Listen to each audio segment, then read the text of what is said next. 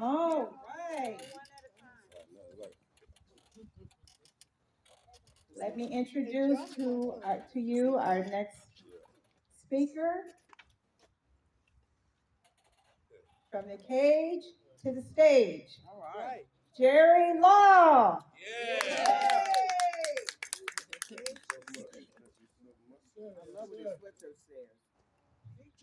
Thank you so much. Thank you so much. All right.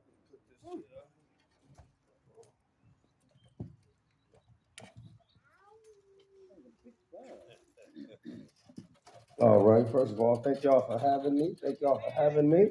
Make some noise. Give it up for yourselves, man. You're here. You be sleeping an hour. You be sleeping an hour. They done had breathing techniques, stretching. And they got this food. The next move is sleep. They done sat me in the sun like a toad. I said, wait a minute, Pastor Boy. Is that how you treat all your guests? That's just had us breathing. I realized I need to stop smoking. She said, we're going to do it 5 times. I said, no, we not. You be up and huffing and puffing by yourself. I ain't going to be there. See, Uncle Sammy, y'all make some noise for Uncle Sammy, man. Uncle Sammy, he was with everything. He was breathing.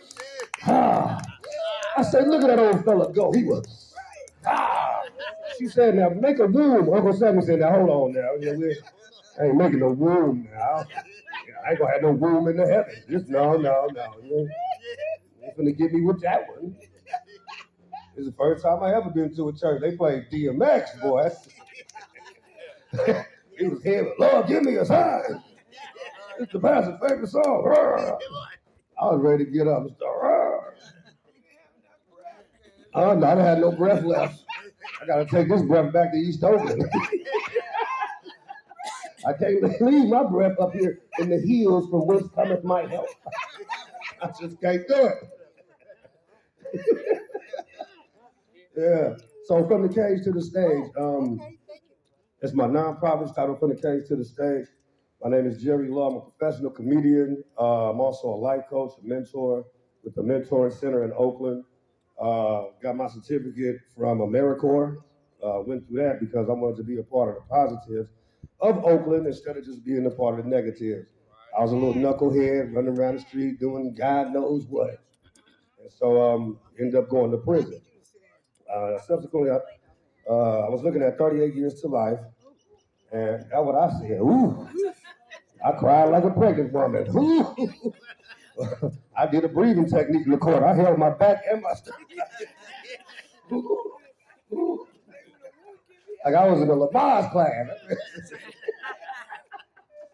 I said, no, Lord. Yeah, but they say so I'm looking at 38 years to life. I'm in Santa Rita. I was 22 years old. Um, it was my first time getting incarcerated for something that serious. I had a shooting. I was always taught to protect my family, no matter what. So this dude knocked my little brother out and robbed him. And at that time, I was living a certain life where if you do something to my family like that, I'm coming to get you. I went to go get him. And that's when I found out the thug life wasn't for me. I tried to take him out and he didn't die. So I said, yeah, I can't be no thug. I can't even kill nobody. This ain't cool. You supposed to kill somebody to be a thug. I couldn't do it. I said, no, Lord, no. Anyway, I'm looking at 38 years to life, and I was sitting in there, and one day I was playing, it was either some card game or something, and his brother came up to me and he said, hey, youngster, he said, you look like a youngster I could talk to. He said, let me get your ear for a minute. I'm like, all right. So I go listen to him, and he say, man, how much does your life mean to you? I said, my life is everything. He said, I don't want to know your case, but what you looking at? I'm like, right now they talking about 38 to life. I don't got no bill or nothing. He said, is your life more important than that game? I'm like, yeah. He said, well, let me show you how to get in the law library. I got in the law library, start studying it. And that's when I found out, I thought I was cookies. But when I found out that there was so many loopholes in the law, that I was like, whoa. And my last name is Law. So it was something that, so it was something that, it was a part of me. I just hadn't been exposed to it yet. So I'm studying the law. I'm in there helping other brothers out. They sent me my first legal packet, and I learned how to obtain another attorney for free. because they give you a public defender, but in there we call them public pretender, because that's what they're going to do. They're going to pretend that they're for you, but they're really not. Their whole goal is to get a deal because it counts as a conviction. So they still look like they did their job, and in reality, they really didn't. So they're not even trying to get you home or get you out. So while I'm in there fighting my case, I had two attorneys at the time. And so one attorney, he said, hey, man, I'm going to give you 10 points. He said, you use these 10, and he said, you will get out of here. Then I then I learned what it really meant to be poor, to be broke. Because he told me, he said, if you got $75,000 right now, you'll be walking the street tomorrow. I ain't had 75 cents. I told him, no, I'm going to be here a little bit. I said, what's your $75 package look like? Because I ain't got 75,000. Let me get the small package. And I put it on layaway, you know. So I'm in there, I'm fighting my case. And so my grandmother always told me, hold your aces.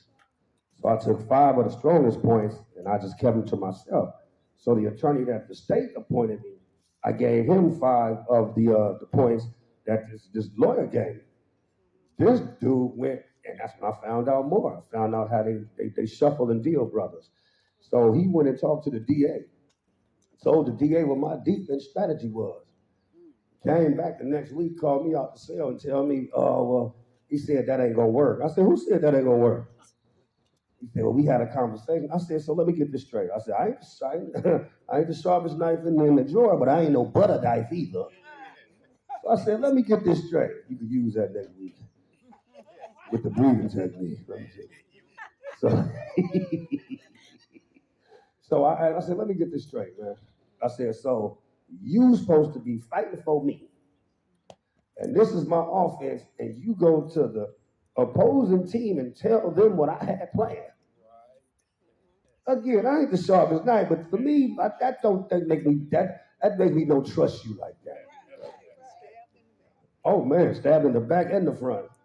So then I said, okay, well, let me check this out. So I started looking at how to get rid of this attorney.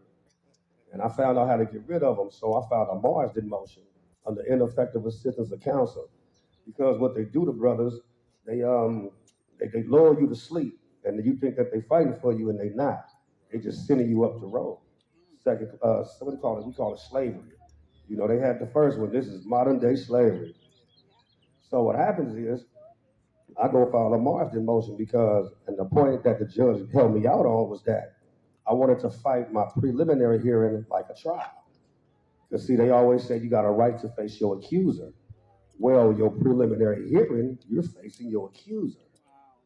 But the deep this is practiced throughout law around the states. You got a public defender or a court-appointed attorney. Anytime you go to that first court hearing, your preliminary hearing, they tell you don't say nothing. They tell you don't say nothing. So here is your chance to fight, and they take it away from you. Now, also within this law, you can take one of these, a little job form or whatever, and you write down the questions that you want your attorney to ask, because your attorney is supposed to be your mouthpiece, supposed to be representing you. I wrote some questions down. I gave it to the dude. He didn't ask none of them.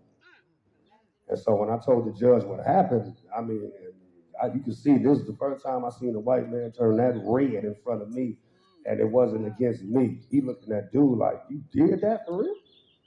So the judge tell me this. He say, man, you seem like a very intelligent young man. This is what I'm going to do for you. He said, I'm going to give you 10 years for the gun. I'm going to give you 3 for great bodily injury because the victim lung collapsed. He said, I'm going to give you 2 years, which is the lowest term for assault with a deadly weapon. That's what you'll be pleading to. He said 3 years for GBI. So that's a total of 15 years with 85%. Because the California laws have changed so much that they start giving you fair time, even though you're spending time in a state facility, but you're under federal time, right? So this the coldest scam in the world. And so what happens is, and I didn't want to take, as soon as he said 15, I accepted it, but I didn't want to let him know that I was that happy or that glad about getting that deal. So I had to be an actor again. I said, you know what? Yep, I took a little time, It's about 3 to 4 seconds you get to kind of think. And I was getting in that realm of where he was, finna say something else, and I said, Your Honor, I take it. That man leaned over that podium. He said, That was a very intelligent decision. And them words echoed through the courtroom. I was like, man, I knew that how I played with them people, I wouldn't be here today. I'll still be up in there somewhere fighting and working out, carrying a knife between my cheeks. I'll be in there. The prison life is vicious. Oh, you been to jail, huh? She said, Yeah, sure have. I'm gonna tell you, boys, you got some gangsters up here. I knew, because when his wife came and she ain't seen me in a while, we hugged. He almost took that little suit off, man. I say, Hold on, Pastor. I'm your friend. Yes, Lord. And you got gangsters with doctorates sitting up here. Yeah. No, but so while I'm doing my time, so I take the deal for sure. I take it. The first prison they sent me to, they send you to what is that, San Quentin, right? And you don't really realize what you've done or the trajectory that you changed in your life. And so I'm in San Quentin, and it's just like you're going in there, and as far as you can look up, you see bars, tears until it's black, like looking at the night sky. It's 5 tears in there. So now you walking, and you thinking about all the scary stories you done heard. You looking, you see some of the biggest dudes you ever seen in your life. They walking around, mugging, looking and stuff, and you like, ooh, wee. And once they close that door, bang, bang, bang. And that's when it hits you. Like, man, I messed up. They close that door, man, and it can really get real. And then you got to deal with the politics of the prisons. You got to deal with the politics of the gangs in there. You deal with the politics of the people that work, the COs. Everything is like calculated steps. Like you really gotta breathe. You really gotta be sharp, and you really gotta have God first. Because if you ain't got nothing to hold on to, then you gonna get ate up so bad. So for me, so I do my time, man. I do my time. I became a very influential individual inside prison. Some brothers getting out now, they still see me today, and they be like, "You a comedian? You?" I'm like, "What you mean? Like, you always been funny, but boy, you wasn't laughing in there." I said, "There wasn't nothing to laugh about." I'm like you. I'm trying to conserve my loins, brothers. You hear dude next door hollering, ah, ah. He in there getting towed up. And it's that bad, and it's so serious. And I tell the youngsters, man, you do not want to live like that. You stressed out. Man, when I went to jail, I looked like Tupac. Now look at me, I look like Too Short. I need to get my liver cleansed or something. So you in there, you go through it. So while I'm in there, like I said, I became a very influential individual in the organization I'm a part of. And so you kind of never leave that, but you can change your life, and then you help the brothers around you. And it's just about doing positive things. So the first night I was in there, we in the cell, and then next door, there was a dude talking. He was talking loud. So you hear brothers, they yell up to the tier, they say, "Hey man, hey," because it's San Quentin, it's where you come through there, and it's a reception center. But you actually got dudes that's living there for the rest of their life. So out of respect, which is a big thing, respect is everything. So out of respect, you gotta, this is their house now. So you just passing through. So it's kind of whatever say goes, but some of them gotta get up early, go to work. So they got this program they call Respect the Shutdown. So at 10:30, they shut the whole, because through the day you can holler over the tier. All it is just pure noise, right? So then you hear everybody talking, screaming, whatever. So they say, all right, it's now 10:30, front bar to the back bar. This is the program, we're about to shut it down. They say good night to everybody and stuff like that. So there's one young brother, he was a hothead. He didn't want to listen to nobody. And the only thing I kept hearing my grandma say, boy, you gonna mind somebody? Let me I finish this story. He the true definition of you gonna mind somebody. So he in there talking loud, he playing dominoes or something. So you hear a brother yell up and he say, hey, he say, respect the shutdown. Because if somebody say that, that means you being too loud. Usually people will follow up with, oh, my bad, bro, my bad, I apologize, something like that. This dude said, I ain't respecting nothing. He said, y'all ain't my daddy, y'all ain't telling me nothing. F your politics, blah, blah, blah. You talking big. The dude say, what cell you in? He said, I'm on 5th tier, 524. Right? I never forget to know this thing because I was in 525. I said, I hope you don't get the wrong cell. I had my worst sleep night in prison. I didn't go to sleep. I was up there like, woo. That man said, what you say your cell number was? He said 524. He said, we'll be up there in the morning. I said, we? So I asked my cellmate, because he'd been in there a minute, and I was like, what's that about? He said, you'll see. I'm like, what? Man, I stayed up the whole night. Because I wanted to make sure that when they was coming up there, they didn't make a mistake and come to 525. I'm up. They racked the door. They racked the bars. Clink, clink. You hear 'em. So the OG say, put your shoes on, youngster. So I come out. We in front of the cell like this. Like you in the army somewhere. Right? So I'm standing there. Man, all you hear is a bunch of, you hear the shoes, the boots, like a marching band. Man, these dudes, 4 big wrestling looking brothers. Man, they come up there and you can look at. There's this thing about us black men. I know we powerful in our aura and our essence, but you could feel. I mean, you looked at them dudes and I was like, woo, glad I ain't here. Man, they said, they walked to that cell. They said, hey, man, let me tell you, say respect the shutdown. And he couldn't get a word out. They just start whooping him. Bing, bing, bing. Now, here's the deal. You got guards all around there. Man, they didn't hear him, but they heard him. They didn't come up there, though. We went to breakfast. We was in there about at least 45 minutes. When I came back, they still was whooping on that boy's head. I told my cellmate, I said, now, what time they shut the program down? He said 10:30. I said, I'm going to sleep at 8. I ain't going to be a part of that movement. I was like, no. So I go through my time. I do my time. I go to Salinas Valley, level 4. It's maximum security prison. And something struck me. It was a few moments in my time in my life that struck me that I'll always remember. One was that judge. 2 was that boy getting his head tore off. And then when I got to Salinas Valley. And so, when you're walking through San Quentin leaving, you see some of your friends you ain't seen in years. And they don't make it no better. They're like, oh, what up, love? Hey, that's my little boy, Jerry, what you doing in prison? You was raised in the church. What you doing in prison? I mean, the same thing you doing in here. Tell me what I'm doing here. Same thing you pap out. Yeah, all right. That's what happened to you. You get caught, you go to jail. You know the game, you know the rules when you got in there. I'm going. And they like, oh, where you headed to? I said, Salinas Valley. Dude said, ooh, it's cracking up there. I'm like, it's cracking? And the police at war, the Bloods and Crips funking. So you can hear stories, but when you live in this, and I got over a decade I got to be up in there, you're going to conform to some stuff. You're going to learn how to, it depends on, some people are made and built for certain things and can persevere, and some can't.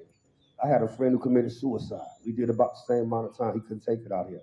He couldn't get a job. He had somebody nagging him, and it was just horrible. And so I always think about that brother, because he was just, you got to be mentally strong. Your mental, man.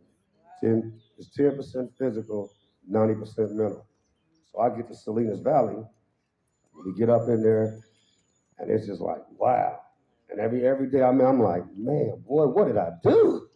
Like, this is horrible. And so I walked in this one pod, and an OG said, look, hey, y'all, look at this little dude. Look at this little dude. He said, come here. Now I'm like, what they coming to me for? Because every turn in prison is something. So he like, look at him, man. He said, it's a kid, man. He said, they sitting up in these boys and he's young. He said, how old are you, man? I said, 22. He said, boy, you look 17. And then I was in the first wave in 99. I was one of the first little youngsters that came through there. And after that, that's when you start seeing the prison change. From the older brothers, now it's all like youngsters in there. So I do my time, I end up there. I go to Salinas Valley, I go to Calipatria, I go to Old Corcoran. I end up doing my last 4 years in Oklahoma. To tell you how big of a money game prison is. They got warehouses where you can go pick the toilets you want, you can go pick the type of handcuffs, you can go pick anything out. Warehouses. The prison industrial complex is actually, it's up for trade. You can invest money in that, into the stock. So it's more of a business than anything. It's not about crime and punishment. It's about money. And so people of color just happen to be the money. Yeah, and it's so. And let me tell you how true that statement is. Um, the private-owned prison complex, the private-owned prisons, when they do these contracts with these states for you to go there from these, like for a California inmate, it's in their contract that they gotta keep that prison filled up at 90%. At 90%. And if California don't keep them bodies in there and they drop below 90, then they void the contract and that's a lawsuit. It's one of the coldest money games dealing with talking about human trafficking. Y'all worried about East 14. You need to go to San Quentin. Yeah, I mean, because that's the biggest trafficking ever. Like I said, I had to live this. And so another cold part was when we was leaving and we was on our way to Oklahoma, reason being Arnold Schwarzenegger got caught stealing money. They got this fund for natural disaster fund. You can look it up. And it's for earthquakes, it's for certain things that it's a natural disaster, right? Arnold's stealing money. He was stealing money.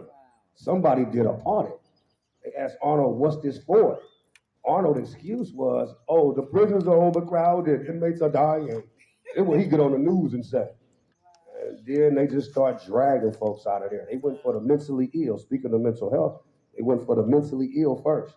And they got pictures, they had it on TV where you see them literally dragging cats, putting them on the plane. Because some of these dudes ain't never been on an airplane. Another thing. So when we finally get on the plane, we get to Oklahoma. The two things about Oklahoma, as a California inmate or convict, whatever word they choose, as a California person that's coming to another state, we have a different aura, a different swag. So we in there with Denver inmates. We get people like they from Denver. It was Washington. It was Wyoming, and it was one more. I think Tennessee or something. We all had to wear different colors, but us California inmates, they had us in gold, but we stood out because the guards started noticing. Because we all get together, we do our workout every day. We all tattooed up, chest, my back, my arms, my legs. We all tatted up. We look like gang members, right? And it's that way of life, I should say. You know, when in Rome, do what the Romans do. And so we all looked at, we all, buff and stuff, walking around. And you look at the other inmates, they just degular dudes. And we got so much politics in the Cali prison politics where we can't do business with white folks, Mexicans. We don't do business with them. They don't do business with us. We can't sell up together at all. But these other states, they were selling up together. And then in California, if the Chomo stuff, rape, child molest, you can't be on the line. You can't be on the line with me. You can't be on the line with certain of us. And we find out because they have what we call a paperwork party. So you hit certain lines, you got to bring your paperwork out. And so the white boys that was in Colorado, almost all of them were child molesters. So the white boys, they had people working in the office. And so they found out about it. And so California politics bled over into that space. They just got stabbing them. Somebody got stabbed every other day. And those people, exactly, and those people out there in Oklahoma had never experienced nothing like this. And I'm talking about like the guards in California, they give them all type of accoutrements with their suits. They got the little button, right? They got OC pepper spray, all type of stuff. You know what they gave them guards in Oklahoma? A whistle. A whistle. If you whooping my ass, I don't think I'm gonna blow this whistle. If you whooping on me, I ain't blowing no whistle. I'm hollering, help! They give them a whistle. And then the guards, even like the guards in Cali, they ex-military and all that, they all big and buff. Man, I'm talking about, these were mom and pop. These was little country bumpkins just looking for a job. So in California, the security with the staff was up here. In Oklahoma, it was so low that that's when again, I'm an influential brother. Some people will know me and be like, that's a shot caller right there. That boy fought, right? So I'm in there. I got to put everything together. Everybody thinks it's going to be a party and a free for all. Nah, homie, it don't work like that. We got rules, man, because without law, it's going to be chaos. So some of them didn't understand that. So the ones who did, I just put my team together. So we all up there and people want to join the team. They see, oh, them brothers rocking. Yeah. We're not going out like that, man. We got to get home. If y'all up under me, I got to get you back home to your family, dog. That's my goal. I did that for a lot of brothers. And I'm glad to see them coming home now. And they thank me. They see me at Tommy T's or something. I was at the Punchline in Sacramento about 2 weeks ago. And a brother came up. He said, look, he said, remember me? And I remembered the cat. But now he's older now. Because like we was all kids. No, we was kids. We little kids, man. And so I'm looking at him, and I remember the boy with no hair on his face. He done got his little muscles on. He got his wife with him. I'm like, look at me, man. Look at him. And his wife, she said, the connection y'all have. She said she's seen it. She the one put it on my brain about the brotherly love. Because in there, the connection is different because you up against it. Like you up against it. But it's that brotherly love. And she was like, she said, I've never seen my husband light up like he did with anybody. Because he remembered it was so tough and hard. You got to hold on to each other, really. So after that, we up in there. Boom, we in Oklahoma. Before I leave, I'm about to get released now. I got to come back to California, and I had what we call I had the keys up there. Well, what that means is I drove the car. What that means is I was the dude that if you came up there from anywhere from Cali, especially from the Bay Area, you had to check in with me, and I had to clear you to make sure you hit the yard and stuff, make sure you're good. We couldn't have no weak links in our armor, no weak chinks, no chinks in the armor. You're only strong as your weakest link. We don't believe in that. It's all about power, strength, unity, togetherness, brotherhood, um, knowledge and education for sure. And so when I looked around, I didn't really groom nobody to take my place when I left. And then I didn't want my Bay Area brothers, I didn't want them in a situation that they couldn't handle. So it was an OG, it was a blood dude. And the blood, he was cool, but mentally he was a hothead. And so I ended up giving him the keys. And so, they all walking around like this. And I'm like, dude, that ain't how you come. Aggression gonna be met with aggression. You gotta, especially talking to the Southern Mexicans, you gotta deal with them different. It's really all about respect. Because one Mexican told me, he said, yeah, homie, yeah, you mess with one bean, you're gonna get the whole burrito. I'm like, damn, want to get some cilantro on mine? He thought he was slick. I said, man, it's black. I said, it ain't nothing but black power over here. You mess with one rib, you gonna get the whole slab with extra sauce. And this little Mexican partner, he was like, that was a good one, eh? And it'd be so tense and tight. Like I said, you watch everything. In there, you become what I call the most truest form of a human. Because you got your five senses. But inside, your hearing, your seeing, like even it's a part of me forever. I didn't know. I mean, when I first came out, man, you could not walk behind me. I was standing there. I was standing against the wall one week. And my brother said, "Man, we at church. You cool?" But he had to turn. He had to, bring it to my attention. And then for so long, I used to walk. I'm walking down the street. I'm watching your hands. You can't do nothing without your hands. I'm watching your hands. I'm looking at you, and I had to tone myself down because if I'm looking at it, bro, I'm looking at you with my eyes, and I'm like, and my sister, she told me, she was like, she noticed how, she said, I noticed how you stare like that. I said, well, it's not so much as staring. What it is that you only got so many seconds to formulate and put in here. Is this a threat or is it good? Because if you come up with the wrong answer, it can cost you your life. So it's just a part of survival. You know what I mean? So once I get out, like I said, I do my time, come home. I got on New Year's Day, 2012. And so I had made a promise when I was at Old Corporate. I was walking around the yard with a dude named Kill Kill. His name William Cavanis. The man named Kill Kill. You can imagine what he did in his life. Man, he sure did. That brother told me. And he spent me, grabbed me. He's an OG Crip. And normally the Bay Area and the Crips, like, we cool, as far as, camaraderie, dealing with, helping the communities and stuff like that, but or humanitarian projects. But outside of that, we don't function. We really don't function together like that because even us from the Bay Area, we say blood. It derives from the African, like young blood. Like you'll see a young cat, hey, young blood, because his blood is young on the earth. And because we say it so much, they cribs, oh man, you're burning my ears, and oh, cuz, you know what I'm saying? And we don't mean no harm, but it just, you have to be on your toes. So he told me, he said, damn, Luck. He said, man, you the funniest dude I ever met in my life. He said, I've been locked up 27 years. He said, I'm going to die in here.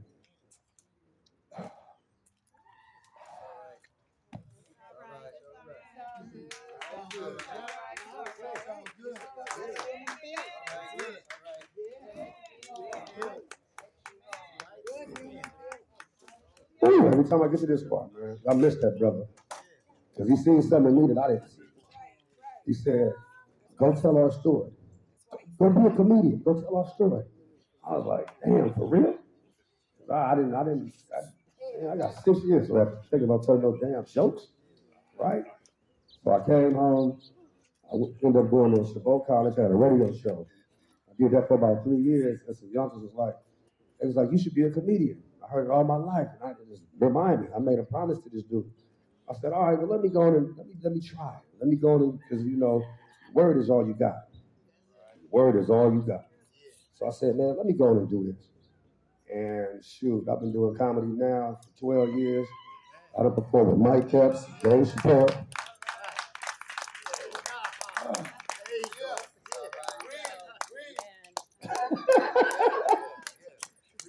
I forget you, man. Do I do it like this? Do I do the room now? I feel the straw going to my head. No, so I get out, start doing comedy, man. I host shows with Tommy T's on a regular. I just performed at the Bay Area Black Comedy Competition. About to drop my special from the cage to the stage. I think it's going to be putting it together next month. I'm just got to find a theater that I'm going to do it at.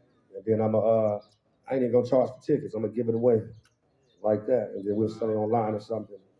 And like I tell anybody, man, just keep going. Just keep going. Keep going. You're going to go through some things in life. If you live in life and you ain't got no problems, then you dead. If you're going to go through some stuff, just keep going, man. You just got to be strong, stand tall through it all. And I mean, like I said, who else, man? All the comedians that your favorite, and I done been with. First comedians that I got to open up for or host for was what's the brother name? Paul Mooney and Dick Gregory. And once that happened, that's when I knew. I said, this is for me. Because I got the pictures and they gone now, God bless them. Bob and them gone. But ain't nobody else got to do that. And then even in this life living with being a comedian, I done performed at the Oakland Coliseum up there. I done performed at the Oakland Arena, big stages. And I got connections, or should I say connections, but I have relationships with comedians that I used to sleep late at night watching Def Jam. Like 2 months ago, Martin Lawrence personally handpicked me to come perform for him. So I was like, dang. So it just keep going up. And so, that's how I met this brother. He wasn't dressed like this though. This the most this the most debonair. that's a new outfit too, because he got the shoes to match now. Last time I seen him, his shoes didn't match, but he doing good. He over there breathing and stuff. He doing good. No, but like I said, I tell anybody, man, just keep going. That's my motto. Keep going. That's what Harriet Tubman told us. Keep going. You got to. And like I say, it's gonna be hard. It's gonna be some stuff that, boy Pac says, it's gonna be some stuff you're gonna see gonna make it hard to smile. But you gotta smile through it all and just for real and breathe. Really. Ooh, gotta breathe. You see what I was doing when them tears start coming. I got to beat my chest, breathing. You gotta do it, man. But like I said, I talk to the youth. I'm waiting on my next speaking engagement for the youth. I think they're gonna have me at Castle Run. But there's all the brothers out here. When you live in that life and you caught up, you don't see nothing else. You don't see nothing else. You robbing stuff, laying folk down, shooting. You don't see nothing else because it's who you around. You're getting up every day, and this is what they call, you're dealing with the community and where you at. But if somebody takes you and shows you something, then you have a different outlook on life. Like just being up here, me and my friend, we came up here. I was like, this is going crazy. I was like, man, I tell my Pat, I had to go stand over there and just look at the view. Like, man, just look at the view. Sometimes you gotta take a breath, slow down, and just take it in. Take it in, man, and be grateful. Because I spent over a decade walking in a circle like a NASCAR car. And I was always me, no matter what's going on. I'm keep it funny. I'm gonna keep it laughing. And I think that might have been my breathing technique, just being me. unapologetically, just being me. And so that's what I encourage any and everybody to do. Just be you. I mean, some people don't like you, some ain't, but be you. There's only one of you. You don't like me? Go over there. This ain't prison. You ain't got to be looking at me. There's a whole earth out here. Don't go to Dubai right now, though. Or Mexico. No, it's all right. God, don't get caught. They say be good or be good at it. Don't do it at all. I'm an advocate for that. Don't you try that. Sometimes you chew off more than you understand. What my grandma used to say, you go to check, your behind can't cash. I still can cash mine. I had nothing in the bank. Gave me all them years. Yeah, but I'd like to thank Pastor Boy for having me. And I'll be back. I'll be back. I'll be back. But I posted it on my social medias and stuff. If you have social media here, Jerry Law 2 Raw. You know what I'm saying? Follow me, come check me out at Tommy T. Shoot, Ricky's. Well, I'm finna start a comedy show over there. And yeah, so this is more for the community, something closer. And then I guess it's black owned, so I gotta do for us. That's first and foremost. So yeah, I'm Jerry Law. Thank you.